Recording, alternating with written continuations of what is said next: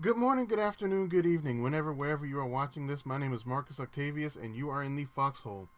First things first, let me offer my apologies about the list. It did not drop last night. I was helping my brother out with an issue.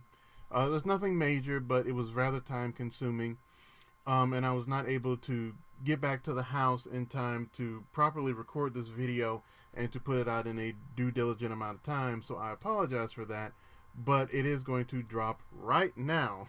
Um, Again, apologies all around. I try to be professional about these things, but real life gets in the way sometimes, and as a lot of you know, you really can't help it. You just really can't.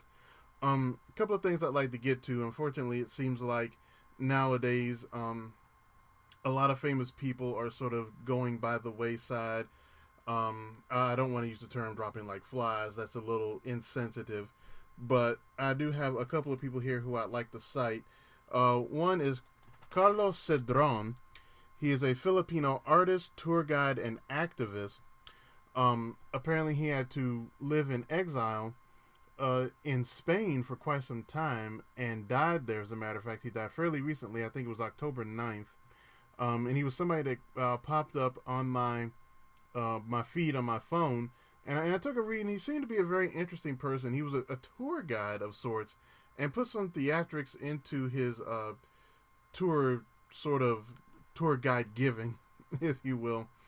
Um, Bit of a political activist, was arrested in the Philippines for a number of different things, and passed away in Spain. I believe it was some sort of cancer, or he had some sort of illness, unfortunately.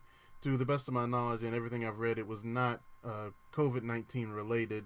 So it seems like it was a sort of natural cause thing. So Carlos Cedron, Filipino artist, tour guide, and activist. And to make an understatement, from at least a U.S. perspective, or even a worldwide perspective, the biggest death to come down was Eddie Van Halen of the band Van Halen, the main songwriter and lead guitarist of that band. Very innovative guitarist.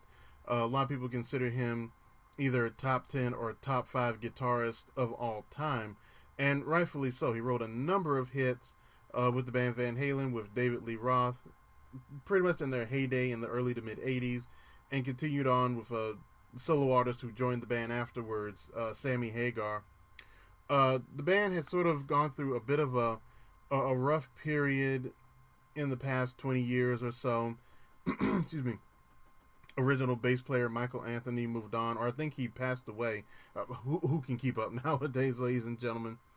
Hopefully I can get that information correct next time. But Eddie Van Halen, main songwriter and lead guitarist of the band Van Halen, will be missed. Both of these gentlemen will be missed.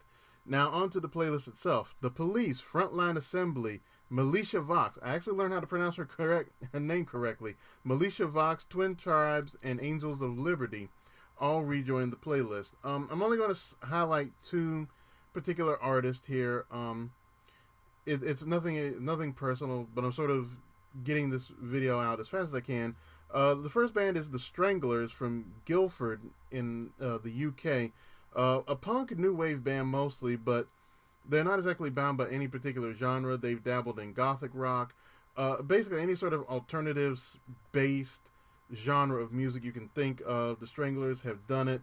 They were formed in '74, but they found a string of hits in the '80s actually. And this particular decade of the 2020s actually celebrates 5 decades they have been in existence. Still touring, still going active, still releasing albums. The Stranglers, mostly punk and new wave, but a lot of genres therein.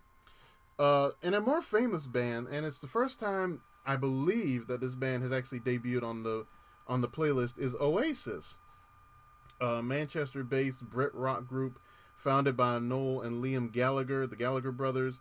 Sort of came out around the time, 90s, early 2000s, of this whole string of Brit rock bands, the Blur.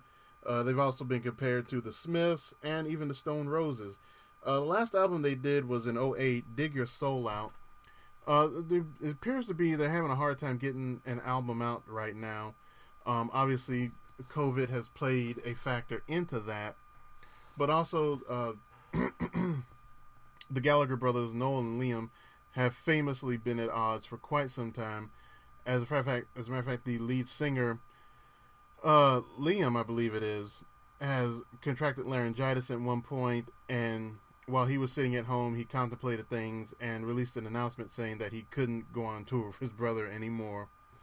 So it's one of these things where a very great band, a band pretty much for 20 years, dominated both sides of the Atlantic, both in radio, charts, albums, the whole 9 yards. And it's kind of sad to see a band like that go by the wayside, because they really were good, and they still are good. So Oasis and the Stranglers are highlighted this week, and your senior officer for this week is an oldie but a goodie, David Bowie. I didn't want to mince words. I didn't want to, mess around. Like, why ruin a good thing? The guy's influenced everything. So David Bowie, your senior officer this week.